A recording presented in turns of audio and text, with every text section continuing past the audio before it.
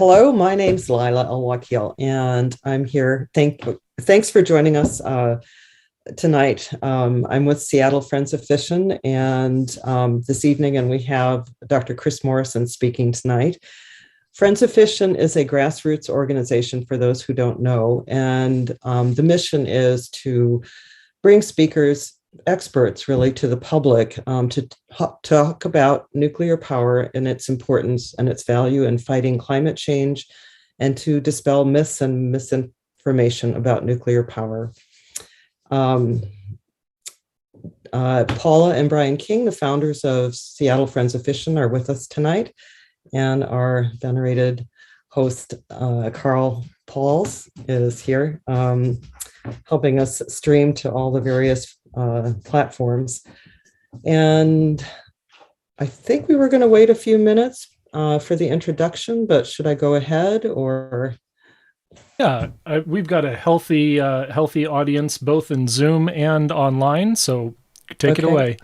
All right. Well, we're lucky again to have Dr. Chris Morrison with us tonight. He is an astronuclear engineer at Ultrasafe Nuclear here in Seattle. It's actually right across the Ballard Bridge from me, and he's a product lead for this really cool technology called Embry Core, radioisotope power technology. He has his bachelor's in aerospace engineering and computer science and his Ph.D. in nuclear engineering from Rensselaer Polytechnic. He is a NASA Innovative Advanced Concepts Program Fellow, a NIAC Fellow. He is a DOE Energy University Program Fellow, Nuclear Energy University Program Fellow, and he's a member of the Explorers Club and a founder of Sign Language Blitz. So I will let him go ahead and Recording start. In progress. It's a backup recording. Take it away. All right. Thanks for the introduction. I'm going to get a quick little slideshow started. One moment.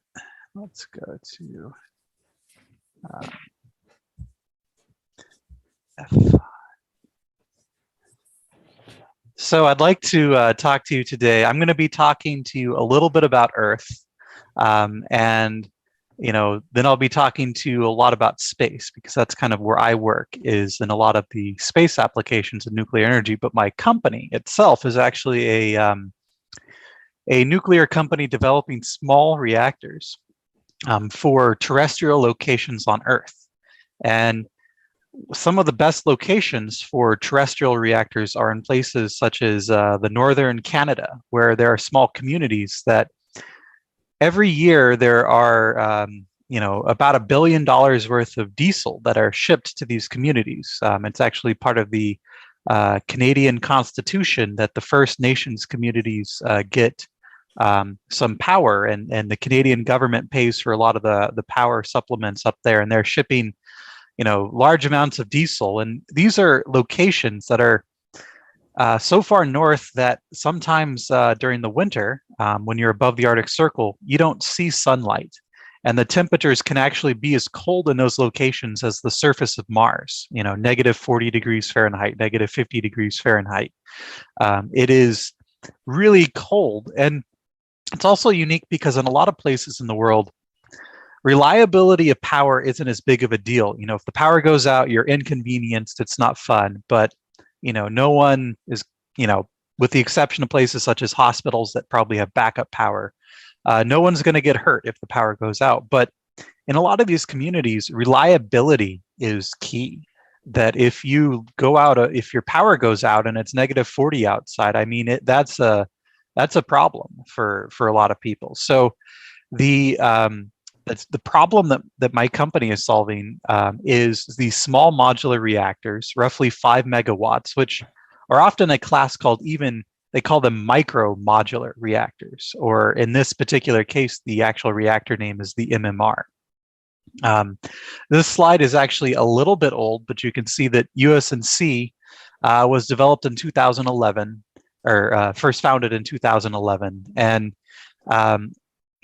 we have gone through the process of designing a reactor based around a fuel technology. And I'm going to show you actually the website really quick, because the website is a great resource, and actually with some of our you know, online things, it was, you know, I could do it better justice just by going to the website than trying to make a PowerPoint slide. So this is the MMR concept, and of course showing it in a very cold location. And when we talk about the MMR, I'll just go to the product page for it. You can see that this is what we call the primary loop that has, this is a reactor vessel, this big kind of cylindrical looking thing, and then on its other side it's a heat exchanger. And so this heat exchanger is basically allows you to get the heat out into a separate building that's called your plant. But this would be part of the nuclear piece. And there's a lot of components and pieces that I could go to in great explanation on, but actually the website does a pretty good job of explaining a lot of these concepts. You know, some of the big challenges are, for example, if you're in a location with a lot of renewable energy, you know, the sun might go behind a cloud or the wind might stop blowing. So you need something that can respond to demand. So there's a number of capabilities in here where with a small reactor, you can store heat in a molten salt heat pipe loop. And what I just encourage you to do is just go to usnc.com and poke around, because we have a ton of information up here that is very fun, very useful. We even have something that I'll show you very quickly. This is recently, you know, actually it was maybe a year ago at this point, but we announced that we're actually doing site preparation to build our first reactor unit in Canada. There's a place called Chalk River. And right now, there's a parking lot there. You can see there's a parking lot on the screen. But I can click this button and you can actually see this is the footprint of the 5 megawatt plant. And when I talked about the reactor core is actually in this location here. You kind of see there's a stack going out, which is kind of funny. You would say, why would a nuclear reactor need to stack? Well, sometimes you need ventilation just to flow air and things like that. But generally, everything here that you see is a very small footprint. You generate 5 megawatts of electricity. On one side, you have the reactor plant. On the other, you have the power conversion plant. And I talked about there's a heat exchanger in here that goes into a molten salt loop. So even though we're not a molten salt reactor, many viewers might say, are you using thorium? Are you doing molten salt? No, we're actually a gas-cooled reactor. But we actually do use molten salt to store energy, because molten salt is extremely good at storing energy. And when I talked about the load following with being able to go up and down in power, that's, you know, when you store heat in a molten salt, it's kind of like a battery that you're storing heat in this heat mechanism. So if you want to pull more heat or less heat from the molten salt, you can to respond to immediate demand. Meanwhile, the reactor is just going along at a constant power. Now, the question about that, if I may, we spoke with the TerraPower folks about their salt storage, and they're using the molten salts. In fact, are identical to the same formula that they use in concentrated solar. Is this something similar? Yeah, I think the concentrated solar folks got this started. And then there's a debate in the nuclear world of who was the first to come up with the idea for molten salt storage for nuclear heat. We like to say it was us, but we don't have conclusive proof. But I think a lot of the nuclear community has been using this solar salt as a good concept in their plant designs. Wonderful. Yeah. So I don't want to go too in depth about the reactor, because I think, you know, part of the topic of this conversation was for a lot of the other things that we look at. But I do really encourage you to go to our website. There is just a ton of information. This little app picture is actually up there. We even have a VR app that if you have an Oculus, you can go on and see the plant and things like that. So take a look at usnc.com, and with for my next thing, I'm going to be talking to you about a lot of kind of space technology and also a lot of medical technology. Let's get back to my presentation. One moment. So, when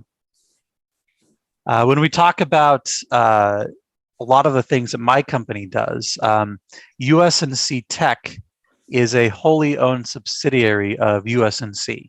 And we are the, and to use a little bit more company jargon, the advanced technology division of USNC. So we take the same idea, and that idea is centered around our small modular reactor, which uses a nuclear fuel that is using advanced technology in the nuclear fuel itself to create a very high temperature technology that can be used in remote locations on Earth. But for a lot of the same reasons why this technology is ideal for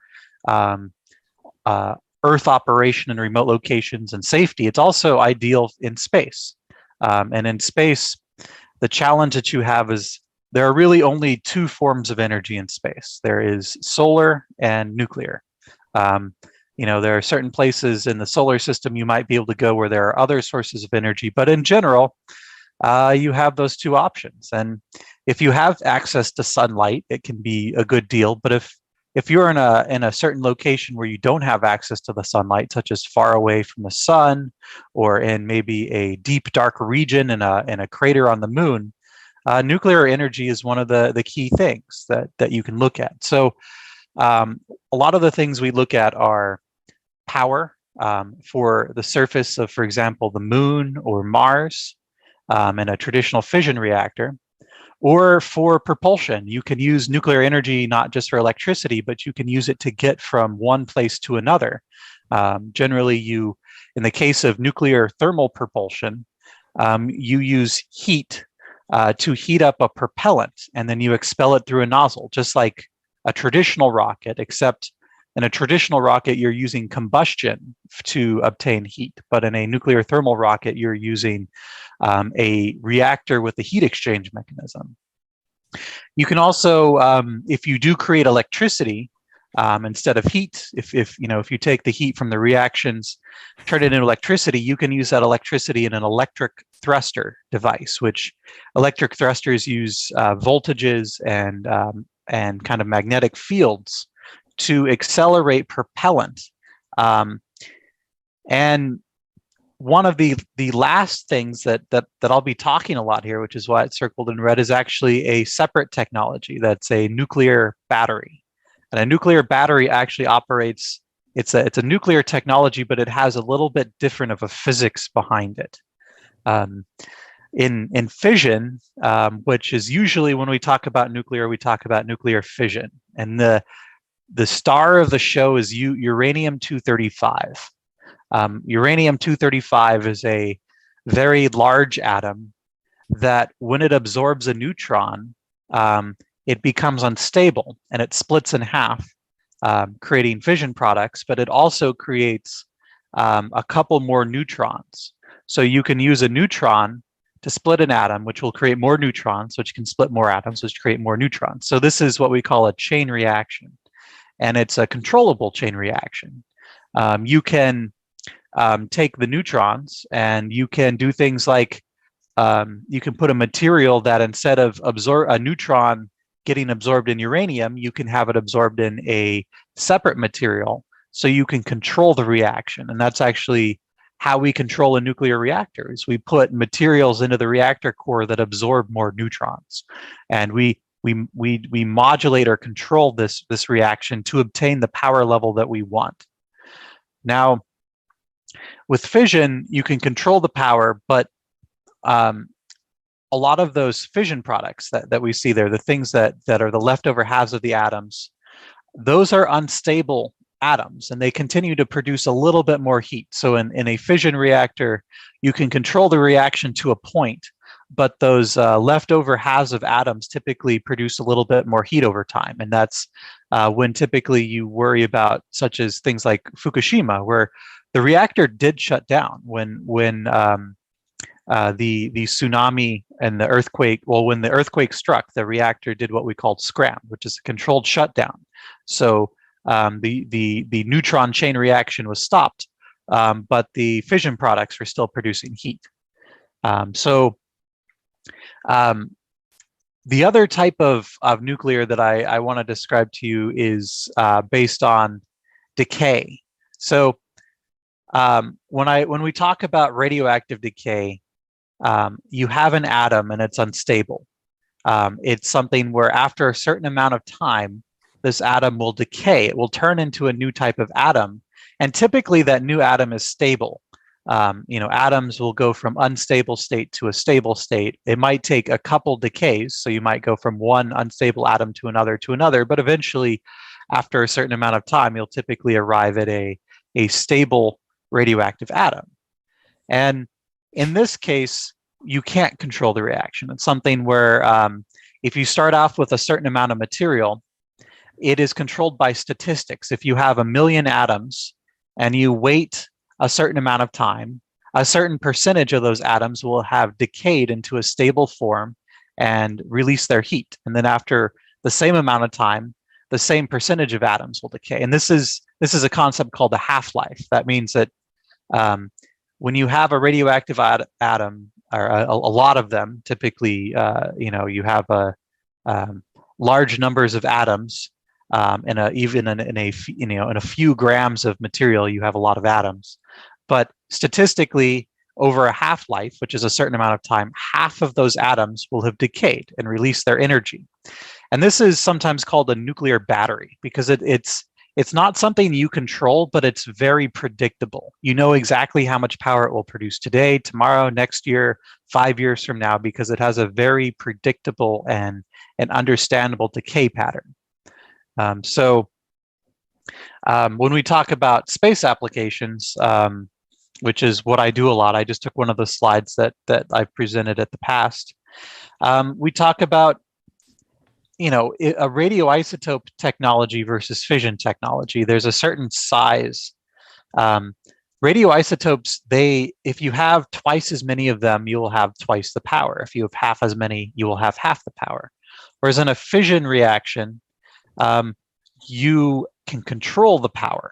But in a fission reaction, you have to have enough atoms starting that in a fission reaction, you have to have what's called a critical mass. That critical mass is, okay, if I just have a couple uranium atoms, it's not going to be a chain reaction. I have to have a reactor that controls the chain reaction, and the reactor has to be a certain size.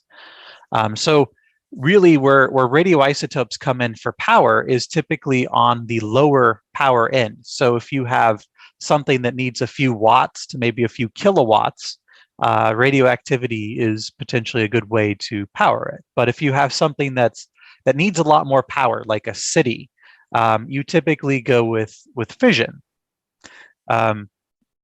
Now, a lot of science type things, I'm happy to, if anyone throws any questions in the chat, I'm happy to clarify. But so Carl, let me know if I have questions. But I wanted to explain a little bit of the background, a little bit of the science before I jumped into actually the application, so you kind of understand what the technology that radioisotopes is and how it works. When we talk about radioisotopes for power, different radioisotopes have different half-lives. And shown here, you can see a couple of them. Like you might have heard of plutonium-238. Well, plutonium-238, you have to keep in mind there are multiple types of plutonium. Plutonium-238 is not the type of plutonium you would use in a nuclear weapon. It's the type of plutonium you would use for space exploration. And in fact, NASA has been using plutonium in over about 35 missions now over the last 60 years. In fact, the first satellite sent to space that used a onboard power source instead of a battery was actually powered by plutonium. That back in the 1960s, we actually didn't know if solar panels would work. So they put one of the first satellites up with a plutonium power generation system. Now, there are a lot of challenges. Plutonium is great for a lot of reasons, 238, because when NASA back in the 1960s was looking at isotopes, they looked at a bunch of different ones. And they said, okay, if we have a mission, if we want to go do something in the solar system, we want that mission, if we're going out to Pluto, for example, and we're going on a 20-year mission, we don't want an isotope with a short half-life. We don't want something that will decay away in just a couple years. We want something that will last a long time. So NASA used plutonium-238 because it had a 90-year half-life. And that means that missions such as Voyager, Voyager was launched in the 1970s. And today it is almost 3 times further away than Pluto. And there are 2 of them, actually, Voyager 1 and 2. And both of them are on the order of about 120 astronomical units, which for reference, Pluto is 40 astronomical units away, and they're still working to this day. From 1970 to today, we're talking over 50 years out to the outer fringe of the solar system. And more recently, you might have seen pictures of Pluto from the New Horizons mission. That we had a flyby where we sent a spacecraft on a trajectory to fly by Pluto, take some pictures, and it had that really cool heart pattern on it. And that was done also with plutonium. That this is a technology that is well known and has been used for science applications for the last 60 years to explore our solar system. Well, one of the challenges with plutonium is that it is what we call an actinide. So an actinide is anything that's like uranium or heavier. And whenever you deal with actinides, there's a lot of rules and restrictions. So if you're making nuclear fuel with uranium, you can't exactly use it universally. That you have to have a lot of basically export controls in place. When you build your reactor, you have to make sure that you have proper site security, things like that. So plutonium has a lot of what we call kind of red tape, and it's also very expensive to produce. So one of the innovations that a few years ago, this is the project that it's kind of been a brainchild of mine, is that NASA has the good stuff. They have the plutonium, and they're off doing great science. But for the commercial companies, and in the near future, we're talking about places such as SpaceX, places such as Rocket Lab, are reducing the price of launch. It used to be about 20 years ago, anything you put in space was worth its weight in gold. And if you wanted to go to space, you had to have not only your weight in gold, but 10 times your weight, because you needed that much in life support equipment. So it was just astronomically expensive to go to space. And that made it to where only the most expensive, government funded type of things typically used the space environment. But today, SpaceX has reduced the cost of spaceflight by a factor of 20. Reducing it from the price of gold to the price of silver. And that's just with their current generation of rocket. Their next rocket, called the Starship, that is going to reduce the cost by potentially another factor of 10, to where now the price to go to space, anything you put in space, is going to be on the order of maybe $200 a pound, which is approximately the price of maybe a very high-end steak or something like that. So cost has always been the problem with space. Space has captured our imagination. It's been in science fiction. Every movie about space that's ever been made is an advertisement for space. And it's something that we think a lot about. And now it's kind of opening up. And if you're NASA, you've had the billion-dollar type levels to do exploration. But what about the commercial space industry? That right now, there's a lot of people looking at the moon and saying, hey, I want to go to the moon, but how do I go to the moon to stay? Because on the moon, as I'll show you in a few slides, we have a power problem. If I want to put a rover on the moon, and there are a lot of what we call commercial, there's these CLIPS companies that NASA, after the success of SpaceX, has decided that, hey, it's a good idea to have commercial companies compete to deliver services. So they actually had several commercial companies that won contracts to deliver payloads to the moon. And the first one of those commercial companies is looking like it's going to launch in the next, I think, 6 months. Intuitive Machines taking the first kind of commercial payloads to the moon. And the challenge with these commercial companies is they have to do it a lot cheaper than NASA for these business models to work. And they can't afford the good stuff, the plutonium that NASA has been using. So, you know, it's taking a step in another direction. What's another industry that uses radioisotopes? The medical industry. The medical industry has been using radioisotopes even before the atomic age. If you look back in the days before World War II, and you look at the physicists, and they got all of their radium that, you know, when back in the day when like Niels Bohr or Marie Curie were looking for radioisotope materials to study, they went to hospitals because hospitals knew that radium was a treatment for cancer. So most of the nuclear experiments, especially of the early 1900s, were done with hospital-grade radium. And you know, you fast forward in the 1960s, another major radioisotope came to play, and that was cobalt-60.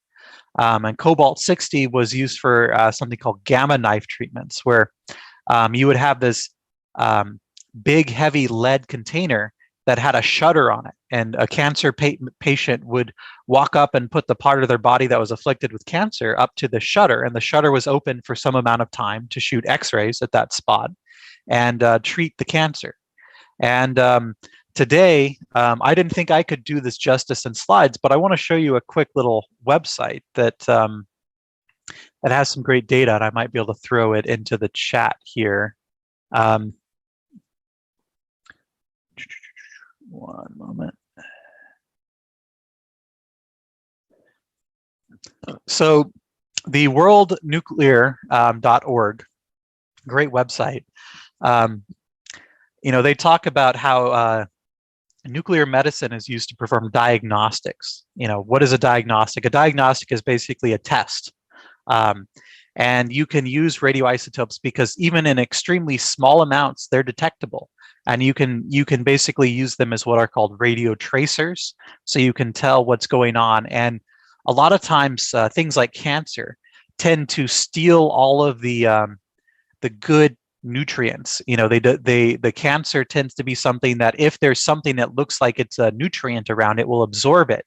And well, a lot of radioisotopes have similar chemical formats to certain things that are nutrients in the body. So when a lot of times you do something like targeted alpha therapy, you inject the body with a certain amount of radioisotope, and the cancer cells will preferentially absorb the radiation, and then that leads to their doom because they basically absorb something, and when you do it with something called an alpha particle, it will actually target the cancer specifically.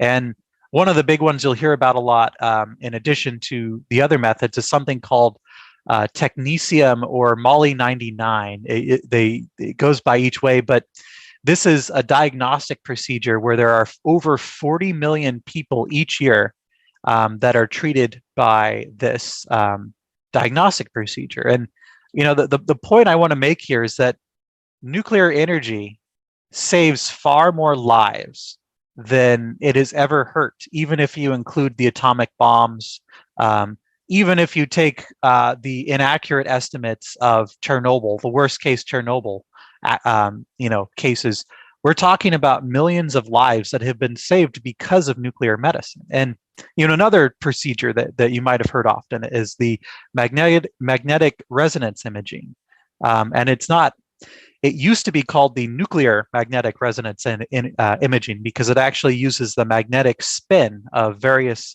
particles and the radiation it produces to image the body. But when in the nuclear medicine industry, this is something that really does save a lot of lives. And I really can't do this justice, but I'll say that there are lots of companies out there and lots of growth in this sector that in the United States, a lot of the treatment has grown, but especially in third world areas that are now kind of maturing and developing more diagnostic systems and things like that.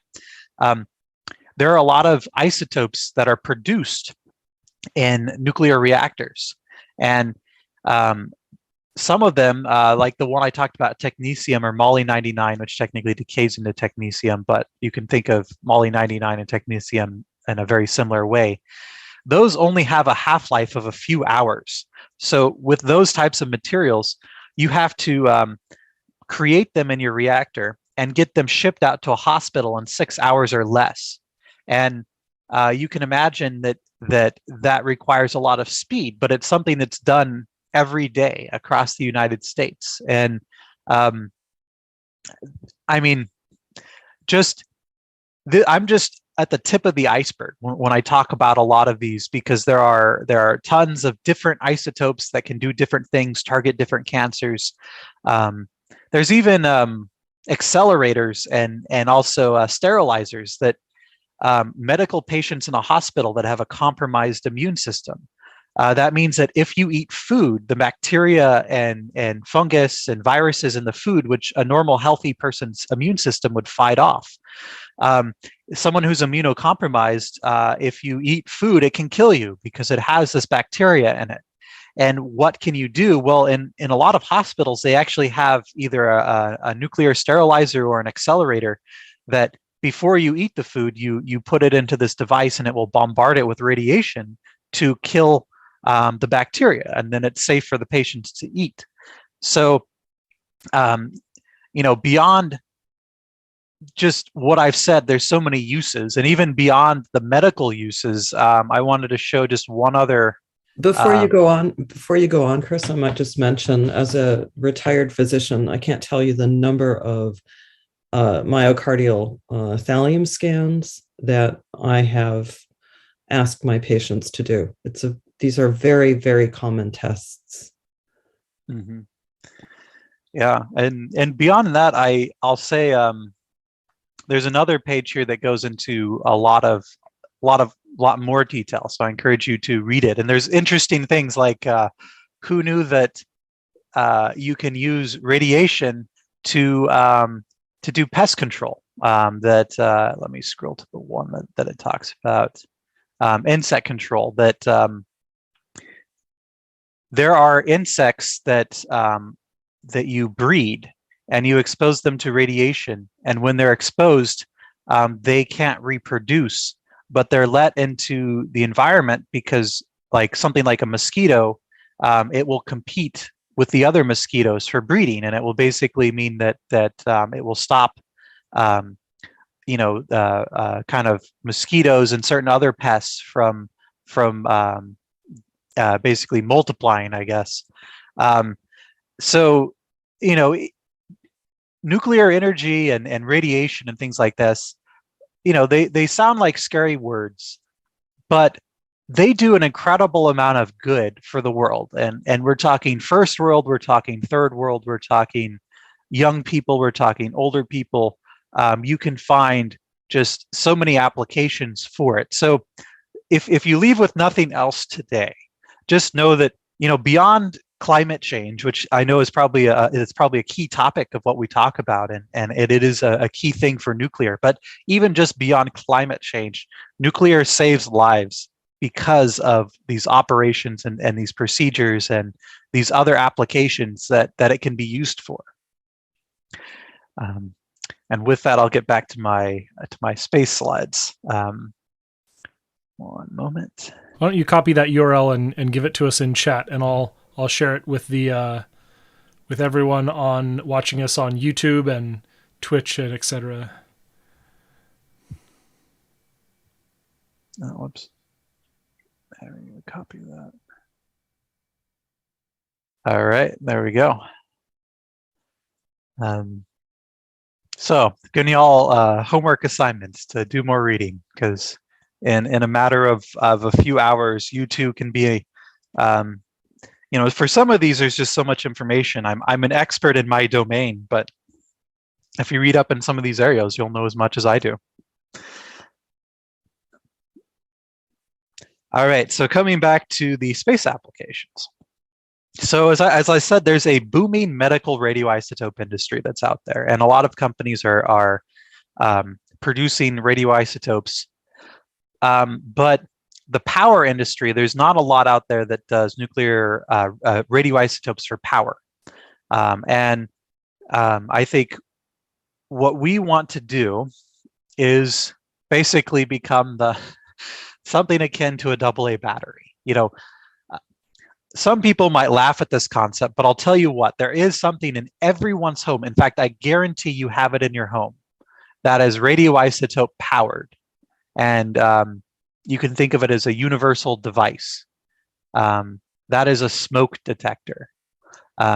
If you go and open up your smoke detector, you have a microgram of americium-241, which emits alpha rays that if there's smoke in your house, those alpha rays are impeded more than they are in air. And the detector on the other side will say, oh, there must be a fire. And of course, you get annoyed sometimes when it detects water vapor, like maybe you took a shower and the water vapor is densifying the air, so your smoke alarm goes off. In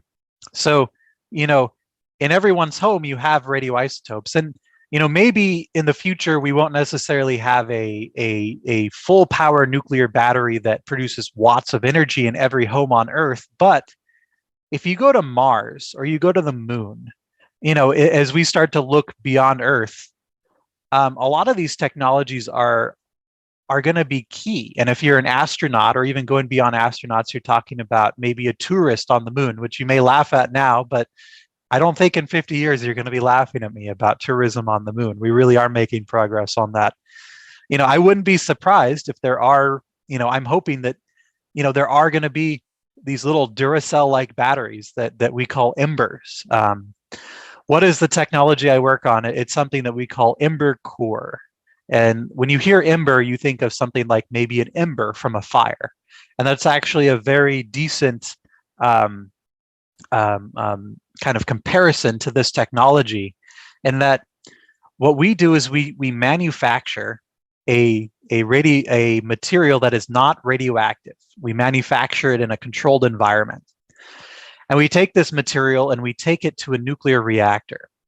And in that nuclear reactor, the neutrons in the environment get absorbed. And you can kind of see in this picture here of the ember, there's two different materials. There's an inner material and an outer material. Now, the outer material is an inert material that what we call an encapsulant, which means it fully surrounds the nuclear material.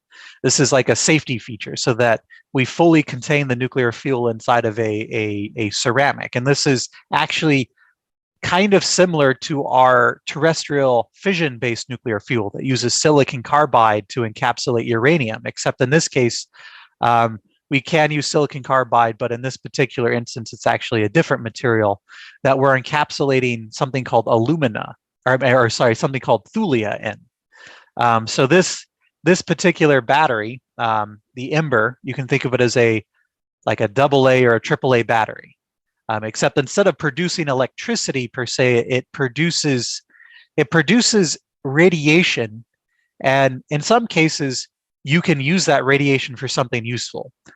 So this could be used for the medical industry, where we actually use the radiation coming out for medical treatment.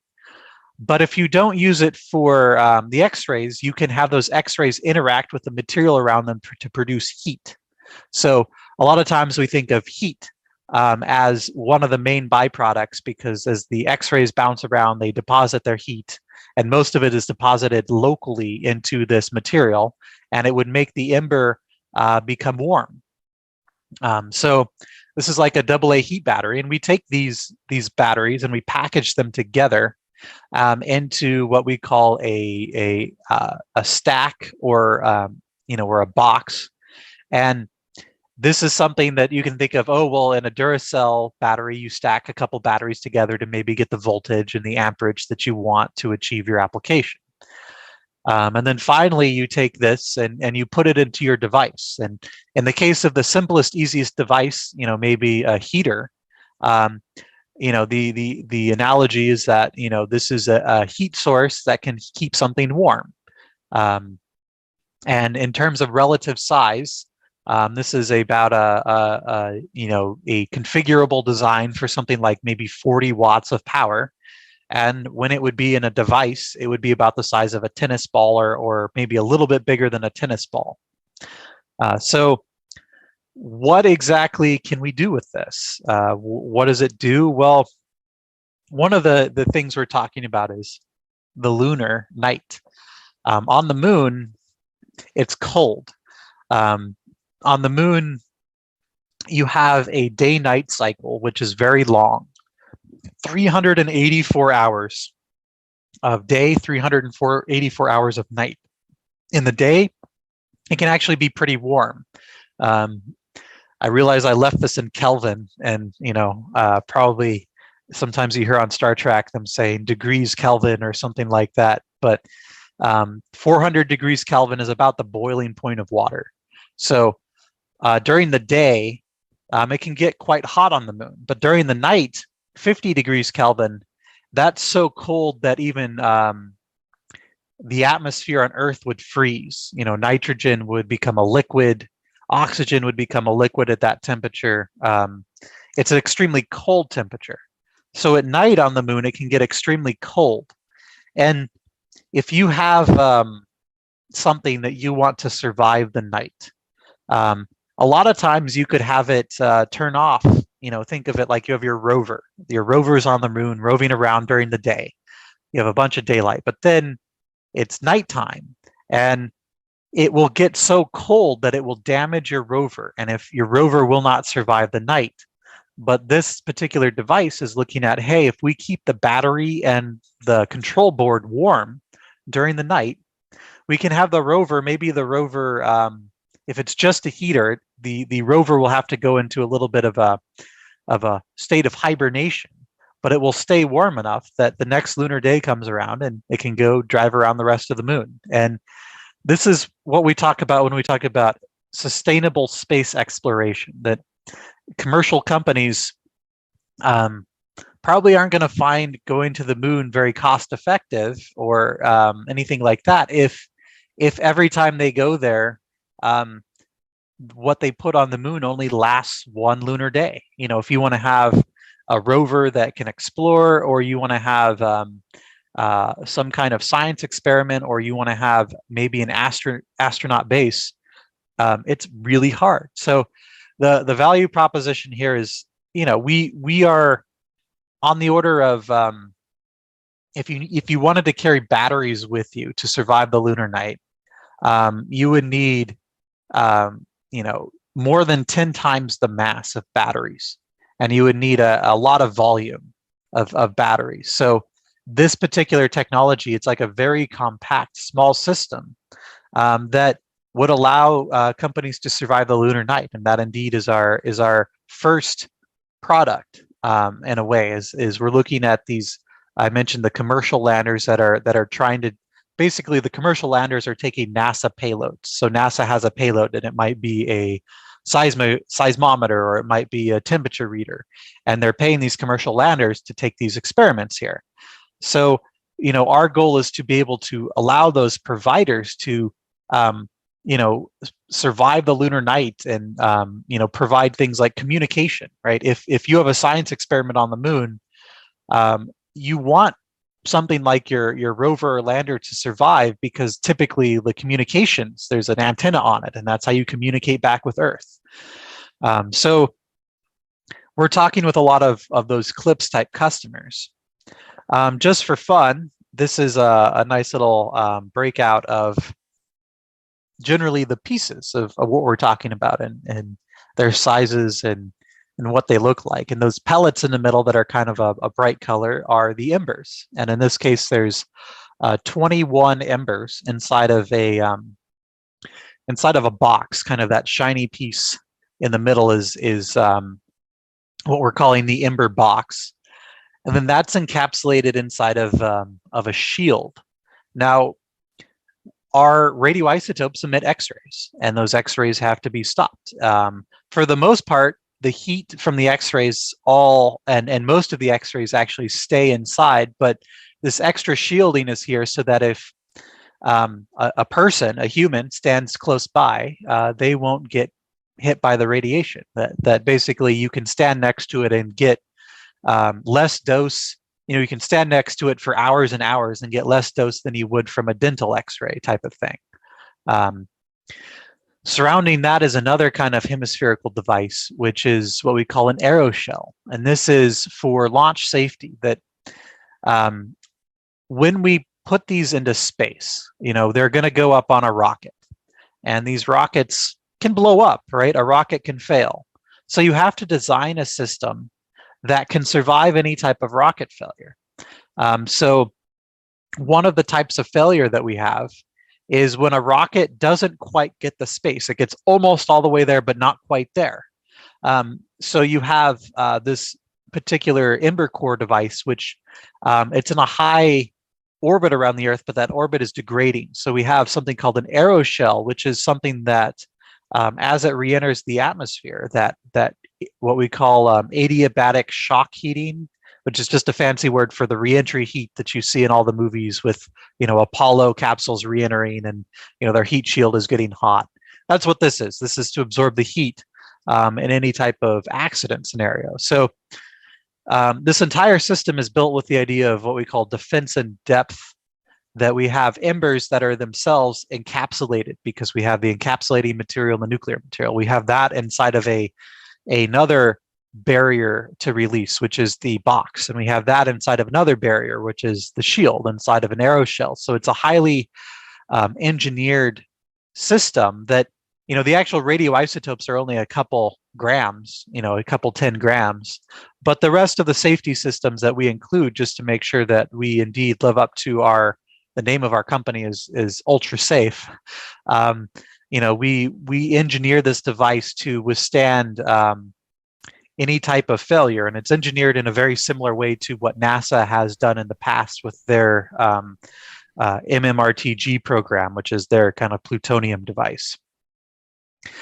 In addition, I talked about using X-rays for medicine, but another cool thing that I'll just bring up is using X-rays for detection. That when you hit an atom, any element, an atom has electrons orbiting it, right?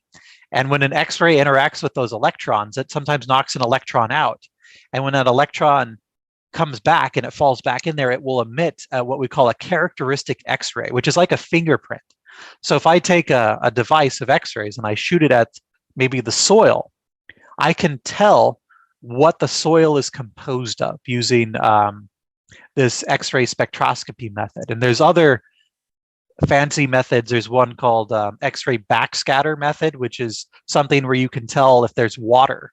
Like if you're exploring the moon and you're looking for a light atom versus a heavy atom, heavier atoms will tend to make the X-rays bounce back at you to a higher degree than a light atom will.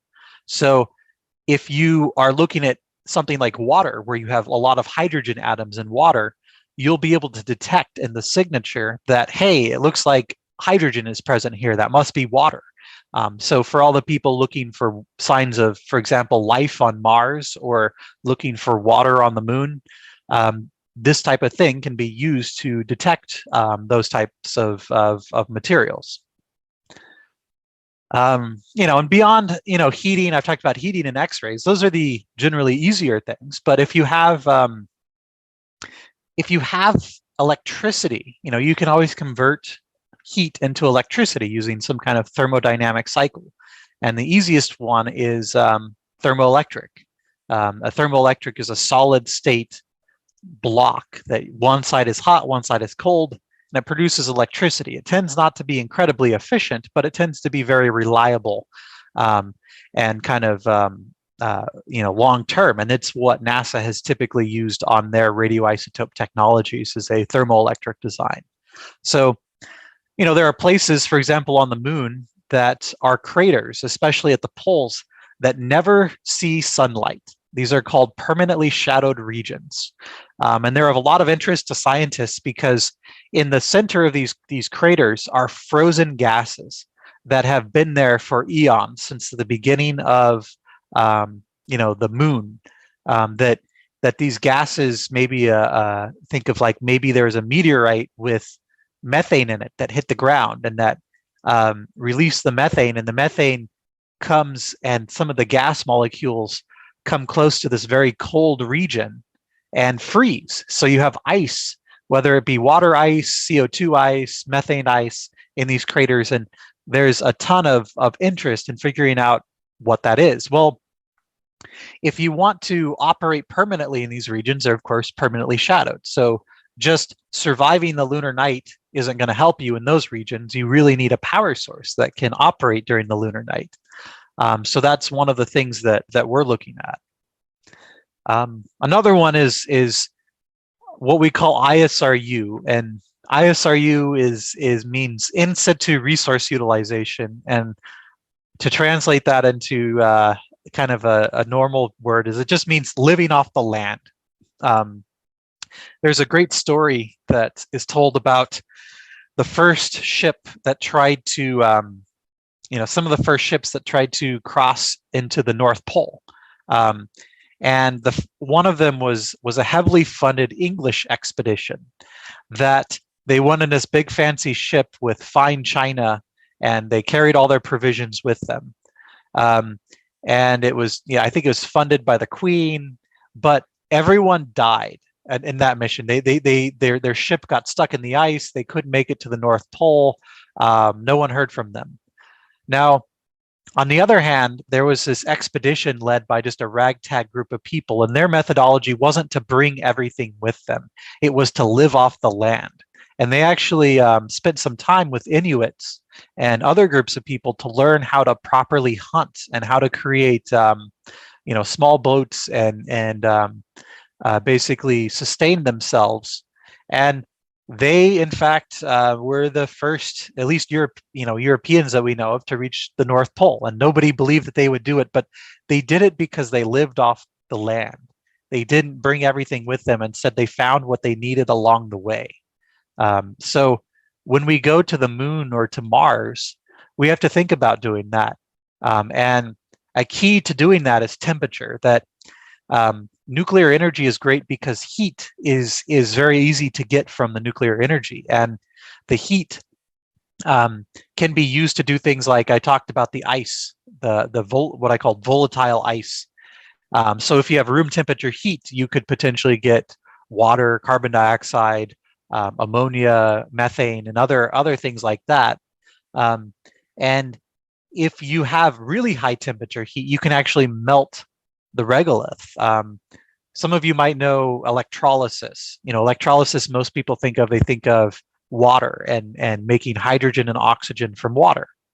Well, you can do that, but you can also use electrolysis with other liquid substances, such as if you have another oxide, such as aluminum oxide or iron oxide, titanium oxide, which when you look in the soil on the moon or on Earth in reality as well, the soil is composed of all of these oxides. So if you have a high enough temperature, you melt them, and you can actually flow electricity between two electrodes, just like you do with water electrolysis, and you can create oxygen, a lot of oxygen, and then you can create a metal, and that metal might be iron, it might be titanium, it might be aluminum, depending on your method. But when you look at the moon has a lot of resources, but those resources require energy.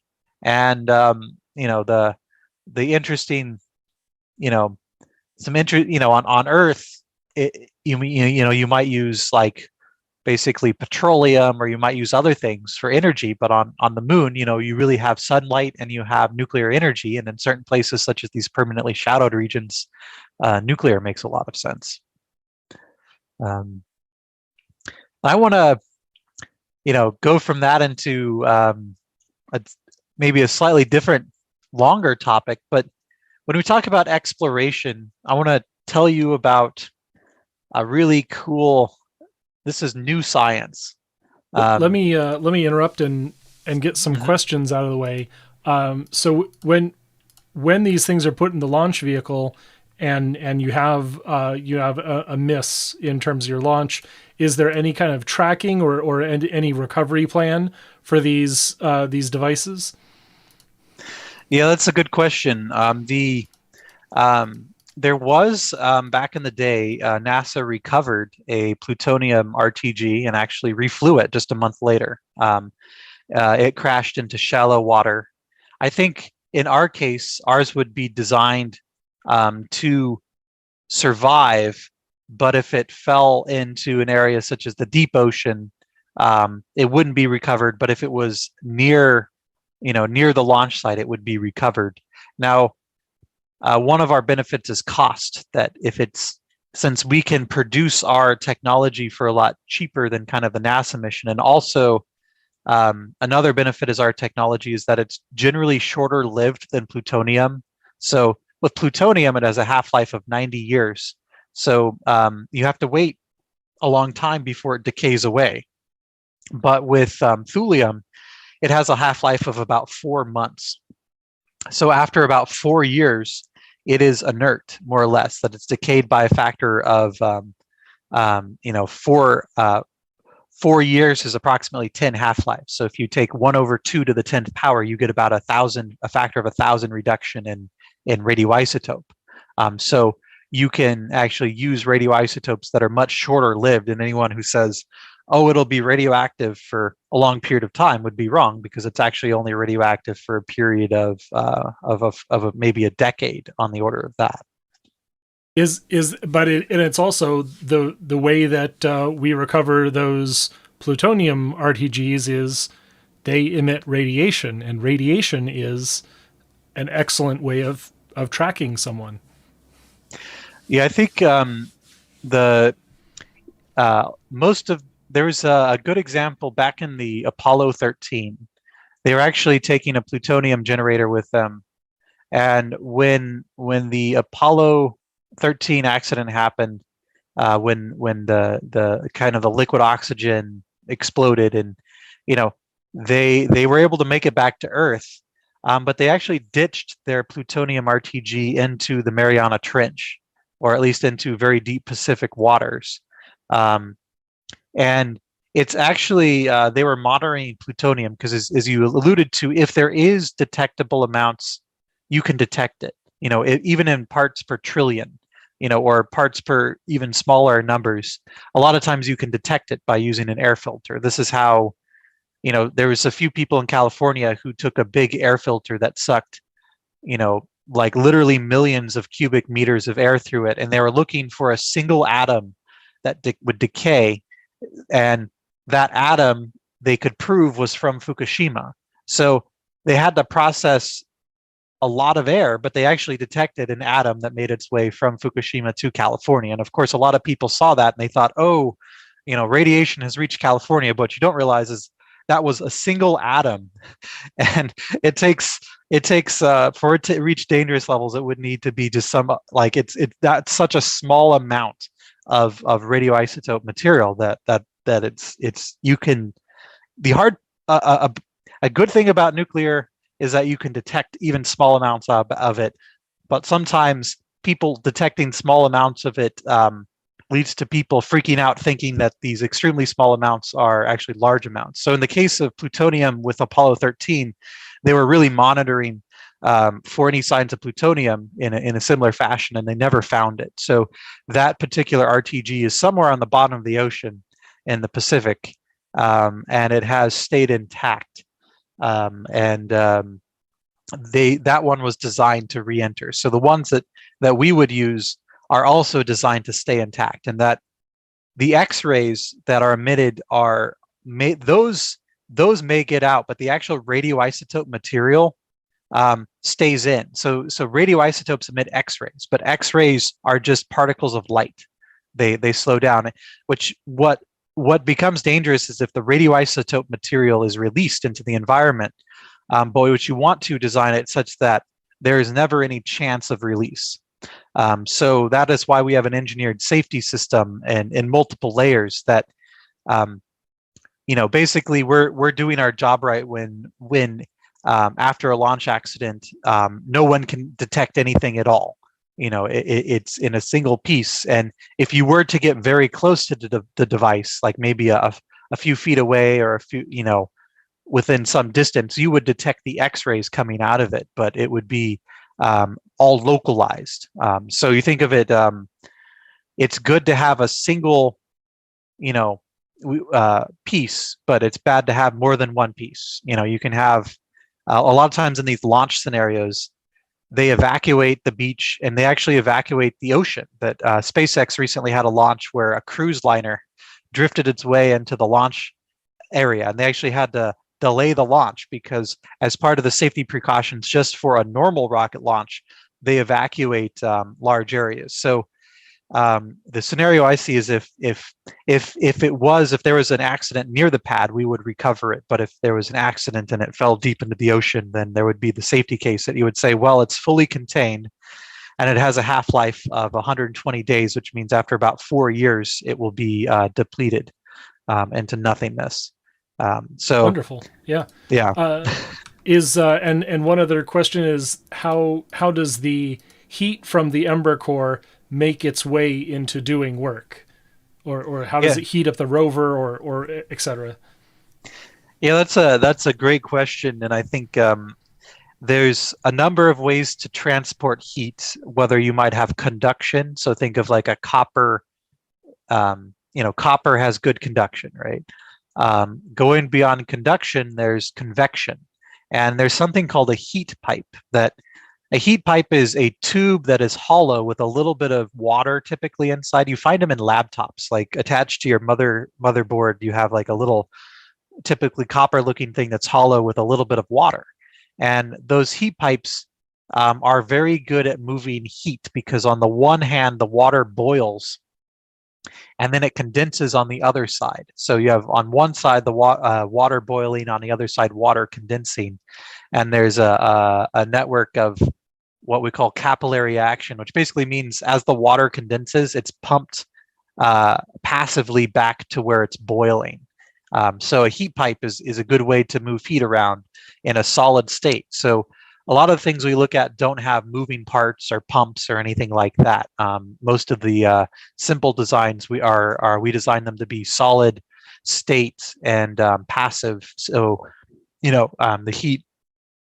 We talk about, if you want to remove heat, if you design it into a passive solid state system, it's gonna be basically a fact of nature. It's gonna be removed, whether that be through conduction or convection. But if you need something to cool it, if you have to power a pump, generally that's not as reliable, because if the pump is out of energy, then it's not great. But heat pipes, conductive interfaces, and then in some cases you can actually use heat itself in the form of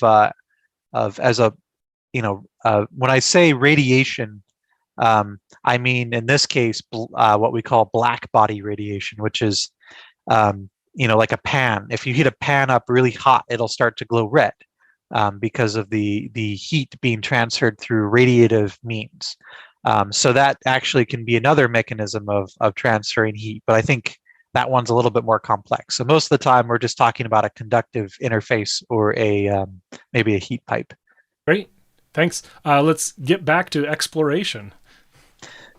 Yeah, so let me tell you about one of the coolest things in recent science. 4 years ago, we saw our first visitor that we could confirm was from outside of the solar system.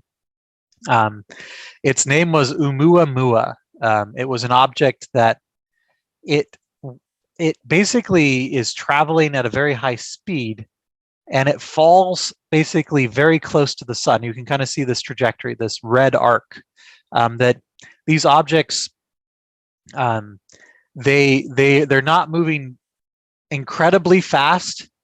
They're moving fast, but they kind of fall into, like, think of mini golf. When you're playing mini golf, have you ever tried, one of those where the hole is at the bottom of a big kind of, like, you think of like a hill, but instead of a hill, it's a depression in the ground. Like, you're trying to get your golf ball into the center of this depression in the ground. And if you don't get it positioned just right, the hole will, if you give it a little bit too much of a putt, your ball will come back right out of the bowl, basically. I hope that's a good enough analogy, but that's basically what's happening here, that the sun has a gravitational well, and these objects are coming from outside of the sun's gravitational well, and they're falling towards the sun, and they actually come very close to Earth. But by the time they're very close to Earth, they're moving very quickly. And 4 years ago, we detected the first one, Oumuamua, and then a little bit later, we saw Borislav. And these are objects from outside of our solar system. And this is unique because we haven't ever studied some object that we know is from outside of the solar system. In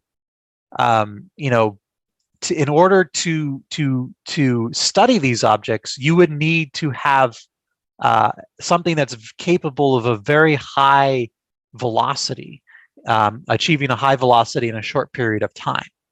And that's basically what radioisotopes can do, because going back to, this is going to be a few slides back, so you have to bear with me.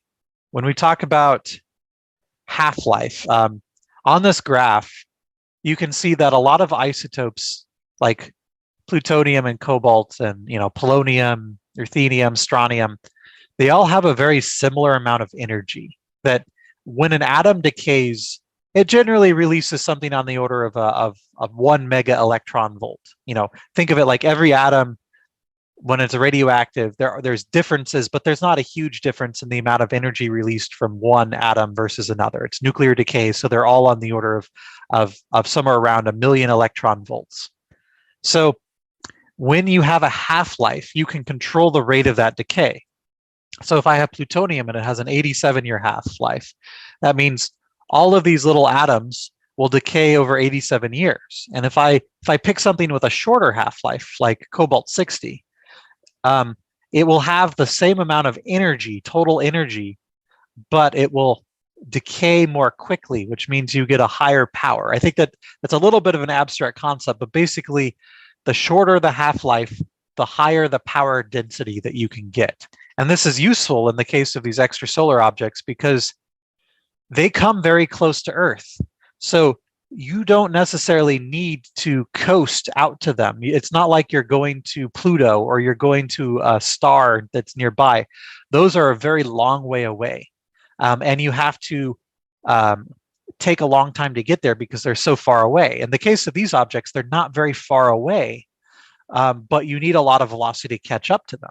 So these short-lived radioisotopes are actually very useful because you can use the energy stored in the radioisotope over a shorter period of time to more quickly speed up and catch the object.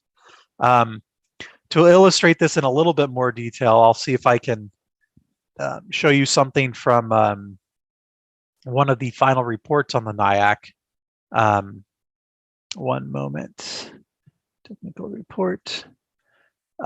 This might be a little bit hard to see, but this is a model of, there's the sun. It's a little yellow dot in the center. Try to zoom in a little bit more so you can see it, right? So the Earth is orbiting out here, and what we do is we actually, in our spacecraft, we kind of actually do a little bit of maneuver around the sun, and then we go on this we go from 1 around the sun to 2, and then we go on an outbound journey to catch up with Oumuamua. So this is what we call an intercept.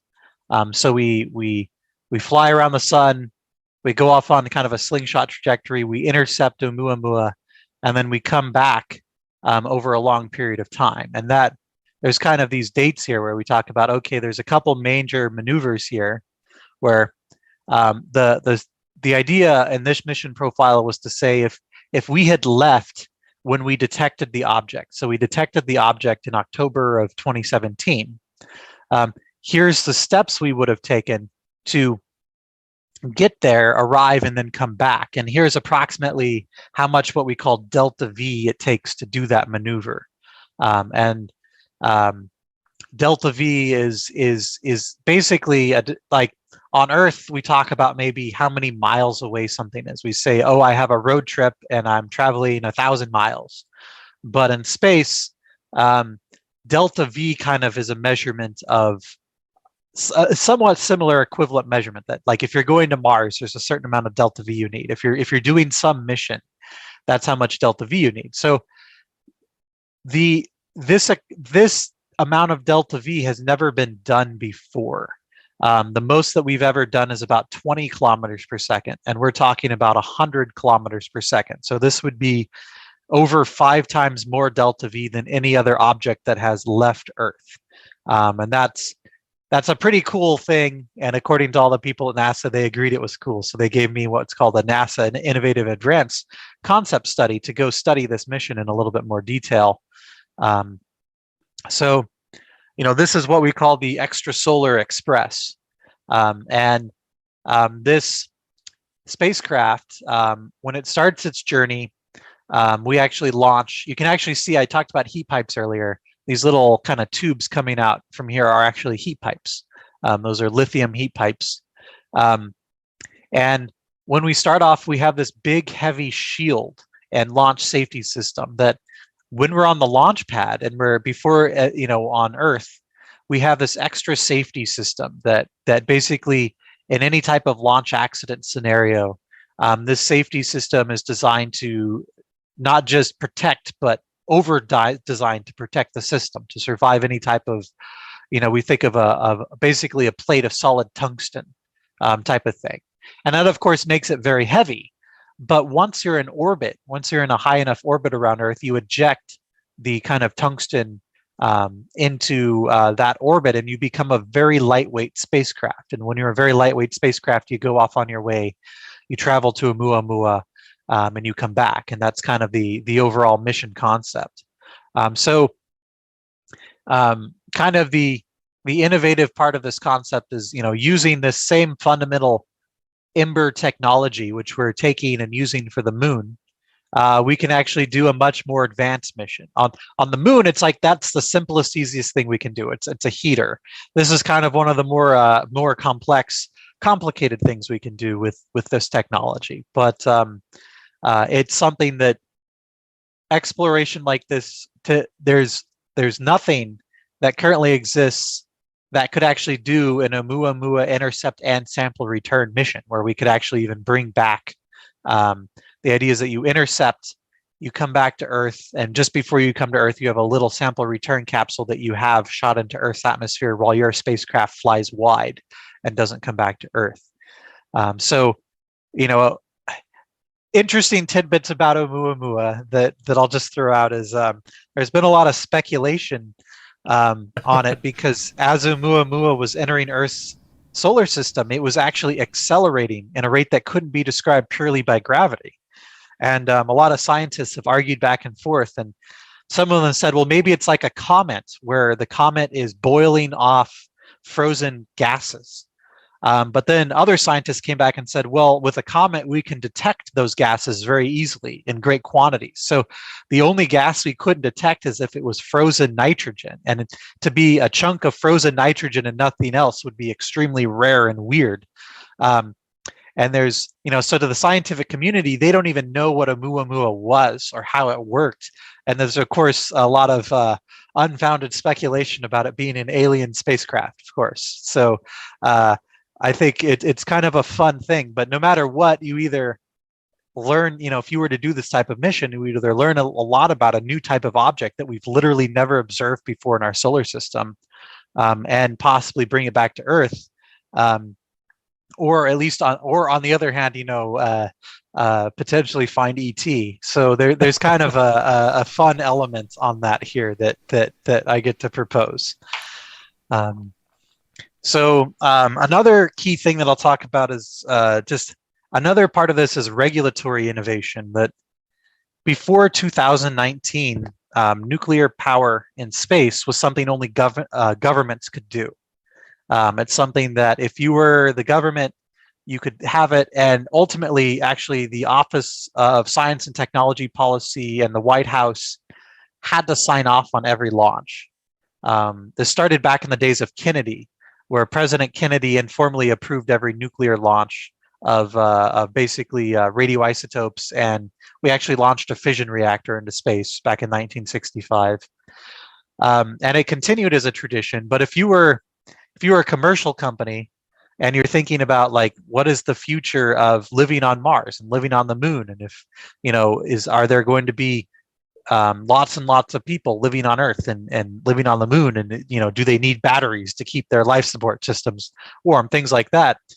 Before 2019, you couldn't do that, but there's actually in 2019 a memorandum that was rolled out that specified a regulatory structure by which we have a exposure requirement. In other words, there's a tiered system, and everything that we're doing falls into the safest tier, or tier 1 typically, or occasionally in a tier 2 when we have more material. But in these types of things, there's a very clear, you must be less than a certain chance of possibly causing a certain amount of dose to the public.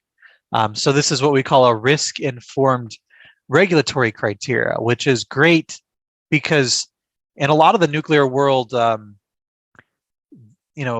we looked at the launch procedures before this, for example, New Horizons, which was one of the last missions to launch under the old guidelines, it had over 50 different government agencies that it had to do a lot of redundant work for, and they spent on the order of $50 million just on licensing, just on talking to these 50 agencies and convincing every single one of them that they could do this mission to Pluto.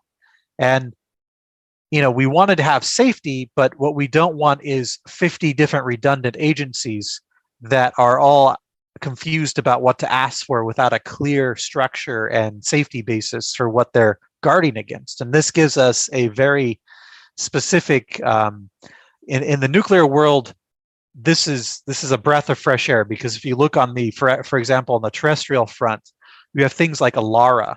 And ALARA is a principle that says as low as reasonably achievable. And for example, at Vermont Yankee, they detected tritium in the water. Vermont Yankee was a power reactor in Vermont that was shut down, and someone went out there and detected tritium in the water, and they said, look, this reactor is putting tritium into the environment. And actually, if you look at how much tritium was there, is that if you drank your entire day's water supply from the maximum source that they found, you would get less than a banana's worth of radiation. And if you're not familiar with that, every time you eat a banana, there's potassium in the banana that is radioactive. Potassium has a naturally radioactive isotope. So sometimes, especially when it's a small amount of radiation, you can measure your radiation dose a number of bananas. And in the case of Vermont Yankee, it was a number of bananas. And when going back to this as low as reasonably achievable guideline, there are a lot of people that were trying to get Vermont Yankee shut down because they said that's not as low as reasonably achievable. We think reasonably achievable is basically nothing at all. And to do that, you have to understand that there's plenty of natural radiation in the environment, and you're forcing the nuclear industry to comply with standards where you're literally thousands of times lower dose than what you'd get just being out in natural environment. So these risk-informed safety standards are very welcome breath of fresh air on the nuclear front, and that they give us a very clear criteria for what we're aiming for and what will be allowed and what's not allowed. And that's a nice thing. And it's like you say, radiation is extremely easy to detect. Every gulp of water that I take from this water carafe has thousands of tritium atoms in it. Exactly. So I'll skip this one. This one's probably more of a scientific slide, but I think with that, I don't know. I can give you some more links here. Some of these I go into more detail on. The NIAC is kind of like, you can almost think of it like a Comic-Con in a way that it's something that's very public, and when you win a NIAC, a lot of people ask you to be on their show. So I've done a few I did at least 2 radio shows on this topic. So if you're interested, I'll throw up for you on the chat here so you can share that with everyone. Some of these. Very cool.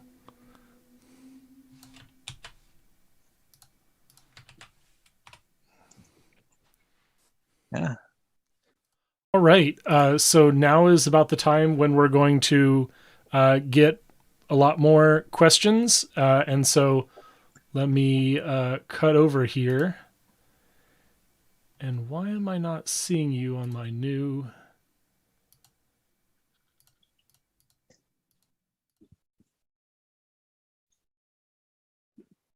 I'm gonna change how I'm doing this, I guess. You will be front and center as we go through the questions. So if anyone in the Zoom meeting or online on the live streams would like to ask a question in chat, we've been surprisingly quiet this time, and so maybe I'll start us off. But yeah, please submit your questions to chat, and I'll try to organize them. Oh, great! Lila asks, how does the Extra-Solar Express fly? Is it thermal propulsion or something else? It's actually electric propulsion. With electric propulsion, you can get a lot more propellant efficiency in that. Thermal propulsion, you can get only so hot before before you melt, basically. In a thermal propulsion thing, you look at like maybe the melting point of tungsten. That's kind of a limitation of how hot of a temperature you can get. Now with electric propulsion, you use magnetic and electric fields to confine particles. And in those, you can achieve temperatures of billions of degrees or even greater. But the challenge with those is that you need electricity, and electricity is harder to come by than just heat. So you have to have a power conversion system.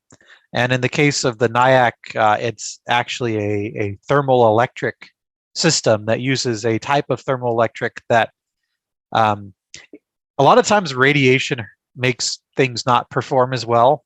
You think of like a computer. If the computer chip gets hit by X-rays, it tends to flip some bits and not like it very much.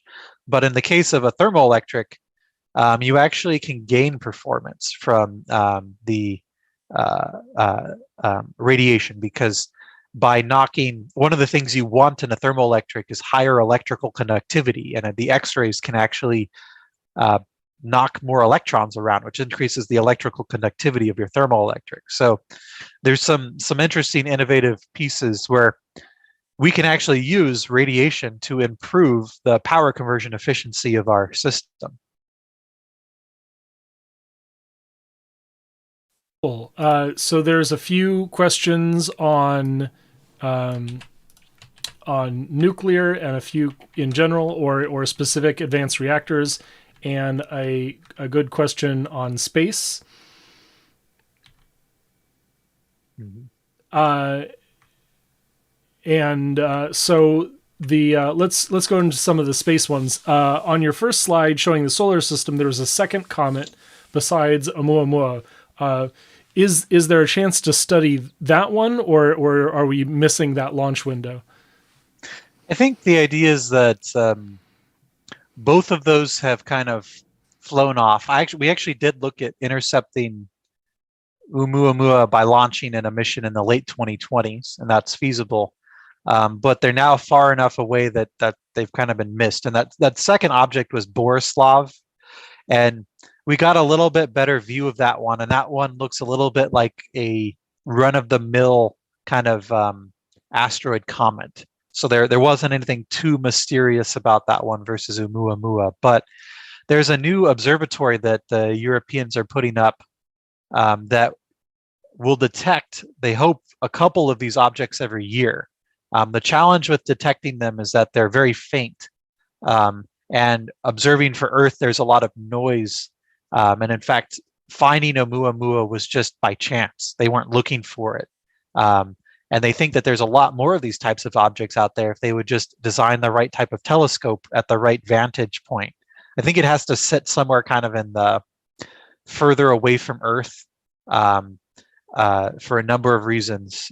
So I believe that that mission is going up either this year or next year. And the hope of this mission would be when we detect one of those new objects, we would be able to immediately start a mission to fly out and catch it. So we looked at a lot of, we looked at proposing a lot of ideas like assuming some distribution of objects, we're kind of making up numbers because we've only seen 2 of them.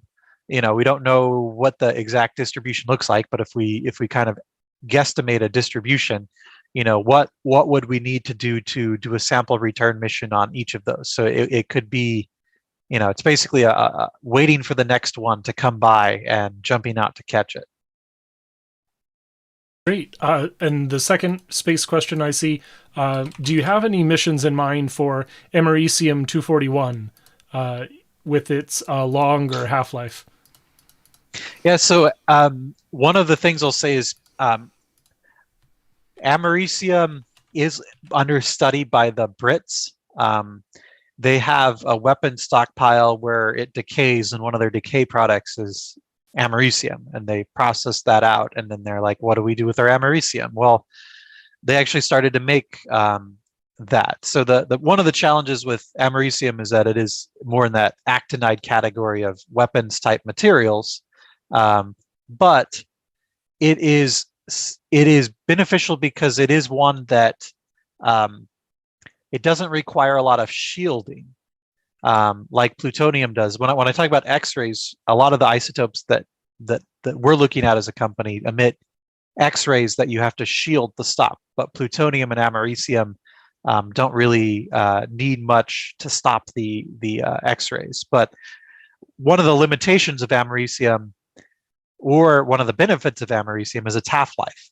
If you have a mission that takes 400 years, use Americium. It's the perfect choice. But if you have a mission that's only going to last 2 years, maybe you're going to Mars or you're going to the moon, that might not be the best use of your Americium, because one, the longer the half-life, the lower the power density, because as I said, the Americium atoms have about the same amount of energy as some of the other types of atoms, but they're decaying over a much longer period of time. So you basically get less instantaneous power. So whenever you pick your mission, one of the things about our Ember technology is there are multiple isotopes we can make. And if I had a customer, they would come to me and say, well, the first question I'd have for the customer is, how long of a mission do you have? And if they told me 6 months versus 6 years, I would pick a different isotope for that customer. If they said 400 years, I would say Americium's your best bet. Although, as I was saying, we don't really do a lot with Americium on our side, but there are the Brits doing a lot with Americium. Let's see. So, speaking of Mars, is UltraSafe doing anything to support the near-term flights to Mars that SpaceX might be conducting? So we are in support of NASA's nuclear thermal propulsion program. So not on the SpaceX side, although we'd be happy to look at that if given the opportunity. But on the NASA side, they have a mission that they're looking at for a 2033 flight, and then I think it's like a 2037 crewed mission to Mars. And we are one of the main subcontractors on. Well, actually, we're a prime on that one, which is one of our first big contracts, which is great. But we're a prime contractor on the NASA NTP technology, and the founder of at least the USNC Tech side was one of the first people to propose to NASA of using low enriched uranium, or technically it's called high assay, low enriched uranium, which is a fancy way of saying not weapons grade uranium, for missions in space. Because back 50 years ago, you were the government and you didn't care if you used high enriched uranium or not. But since we're trying to enable a commercial industry, commercial grade uranium is important. So NASA picked up on that message, and we've been looking at, in terms of for Mars, basically crewed missions to Mars for the NASA program. Wonderful. So are you also working with NASA on being ready to respond to the next interesting flyby object? Yeah, so we'll see. For the NIAC, we submitted a phase 2 proposal, and we'll hear back about that hopefully in the near future. And that phase 2 would get us further along in the design process, and then ultimately there would be some kind of, I think, in the late 2020s, there might be a chance to do to actually do the mission. It kind of depends on everything going well, but there's no physics blockers on it, in the sense that there's nothing that we're proposing that has to be proven that it can be done. And in fact, the radioisotope cobalt-60, which is the main one that we selected, is produced in quantities today similar to what we're talking about actually for this mission. So it's not out of the question in terms of producing radioisotope. In terms of the power conversion, there's a little bit of technology maturation there, but we're using a number of technologies. The question might be longevity of those technologies. So it's one thing to demonstrate something in a lab, it's another to have a system that works for, when we're looking at the Oumuamua sample return missions, we said 10 years or less. Generally for these objects, we're trying to say maybe 15 years, but generally 10 years is around the ballpark of what we were trying to do a sample return mission in. And really how long it takes is dependent upon how soon we find it. If we find it as it's coming into the solar system, it's a lot faster of a mission because we can intercept it before it gets too far away. But if we find it as it's leaving the solar system, we have to go out and catch it. So it's a little bit of a game of how long exactly the mission takes within that kind of 5 to maybe 15 years. Really depends on the object and its properties that we find. A question about how to get into serving your mission. One of the software engineers in our chat asks, he'd like to help the green energy industry. What are your biggest pain points in that sector, and what are your biggest software needs there? Yeah, in the green energy sector, I think to some degree, I think there's I think there's a couple areas that are key. One is we can have the best technology in the world, and we know all of its safety properties, but there is something called quality assurance or quality control, or you think of it as you have to have a mechanism. It's not enough to prove that your reactor is really good and show that it is. You also have to have a parallel effort that qualifies that you're actually really good. So I'd say one of the areas where the nuclear industry is struggling today is on basically achieving the quality control requirements to the level that the regulatory groups will accept it. I won't say that it's something that, as an engineer, I'm an engineer and I'm like, oh yes, this will work. Let me show you the equation. But you do have to have procedures, policies in place, quality control. You have to have a lot of conversations with the regulator on just the templating of what your quality control program looks like. And a lot of it are like, who's the director of safety and what do they do and what does your org chart look like? And in my opinion, I think we've got a lot of great technologies, and a lot of great companies out there. And that's the part I think everyone's struggling with right now. You probably saw maybe some of the Oklo issues. NuScale's had issues. We have, our own challenges in that department, in that no matter how good your engineers are, no matter, they don't really teach you quality control in school. So that might be one area that I'll pinpoint on that. And in terms of software, I'd say, there's a few needs on software, and some of it goes back to quality control, that you can write a great piece of software, but if it's something that you're using to show the regulator that it works well, it has to be written to software quality standards. And you can be the best programmer in the world and have a GitHub profile that looks amazing, but if you don't follow some of these list items of quality control, the regulator's never going to follow it. And then when the code that you write, decent testing and what we call verification and validation, that one is you have test cases, which is pretty standard in software, but another is that actually you show that the test cases that you ran actually meet what a real life scenario is.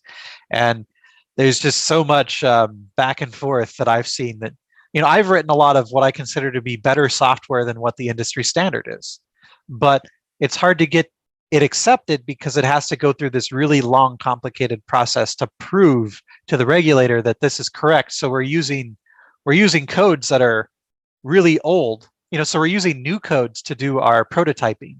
But when it actually comes to production and design, we actually have to use these really ancient codes that are accepted. So that's a piece. And another piece is, just the level of interconnect. Nuclear engineering is a combination of heat transfer.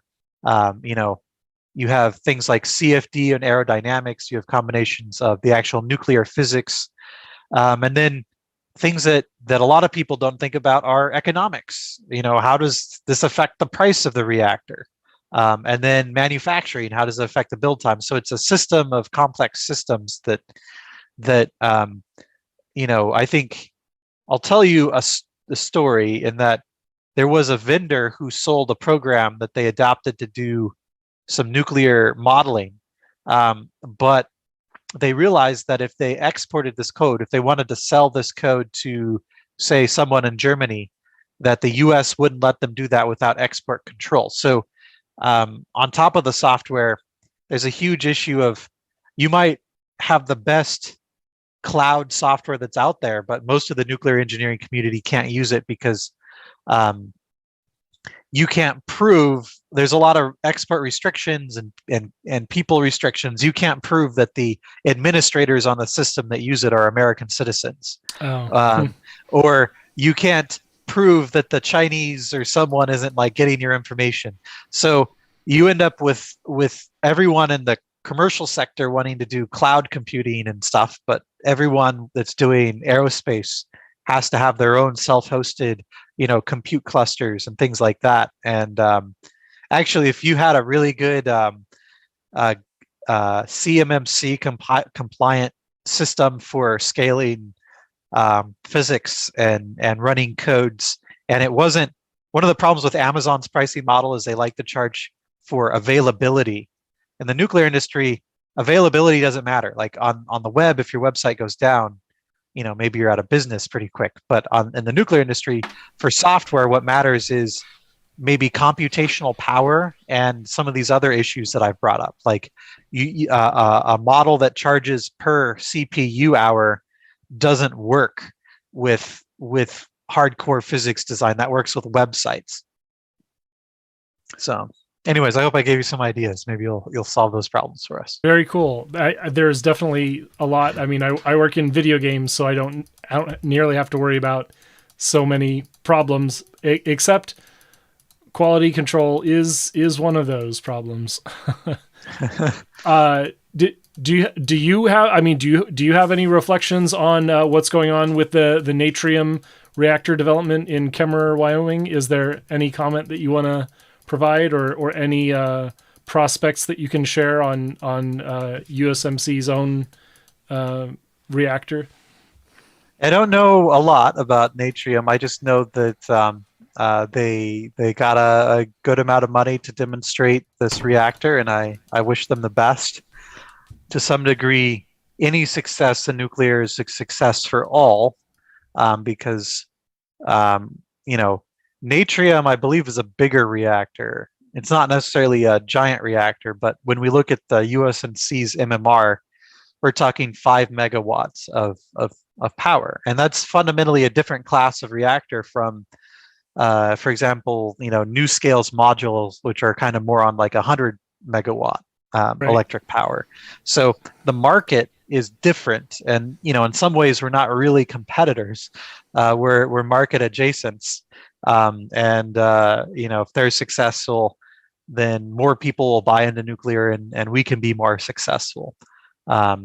So we hope that people will become successful, because right now there's a great opportunity that hasn't, in the nuclear world, for many reasons over the last many years, whether they be maybe regulatory, or maybe they be just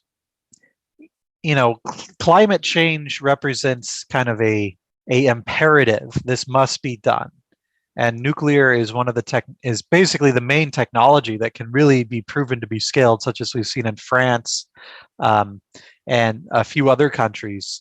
That if we really wanted to go with it, it can 100% fill that category and of solving these challenges. We do know that there's no such thing as the perfect reactor. There are different reactors that are good for different things. High power reactors versus low power reactors. You make different technology choices. So we wish everyone the best, and there are some people that are more in our competitive lane than others, but I'd say natrium is not so much in our direct competitor lane. And I want to compliment what you did do with the financial analysis comparing the cost of transporting diesel fuel versus running a MMR. We were in some of our legislative outreach. We've talked to various caucuses and cited that paper, and so that was a really good piece of research. And I'd encourage any nuclear startup. We need to provide more information, more detailed plans for capacity and economic viability, so that legislators will pay attention to this kind of thing. So maybe you and the natrium engineer can have a little bit of a chat on this with our activists when we go off stream pretty soon. What do you think about marketing nuclear batteries for home heating? There's a cost challenge, and then there's a regulatory challenge. Obviously, I mentioned the smoke detector example. So there is already today in almost everyone's home, radioactive device. Now, going from kind of the microwatt level, or even maybe lower, like to watt level, we do reach certain levels that become, we have to worry about. We have to make sure that we do it well. And these levels are handled in hospitals every day, So maybe not in every home, but certainly in every hospital today, we have radiation sources that a lot of them are on par with many of the things I've talked about today. I think, if you're looking at anything underwater, one of the things I didn't talk about but would have loved to is exploring the ocean. The ocean is almost as unexplored as, the ocean is not explored very well. And some people claim they're mapping the ocean, and all they're doing is dropping ropes into the ocean to see how deep it is. That's not really mapping the ocean for life, or mapping the ocean for other things. And I think this particular nuclear technology, for as many great things it can have for space, imagine what you could do if you could have a system that would be persistent on the bottom of the ocean, and you could actually detect life without, most AUVs in the ocean are either buoyancy driven, so they just kind of float and sink, or they're when you have powered propulsion, they only have batteries that can last, typically it's you dive for 4 hours, you have 4 hours on the ocean floor, maybe 8 hours on the ocean floor, and then you have to come back.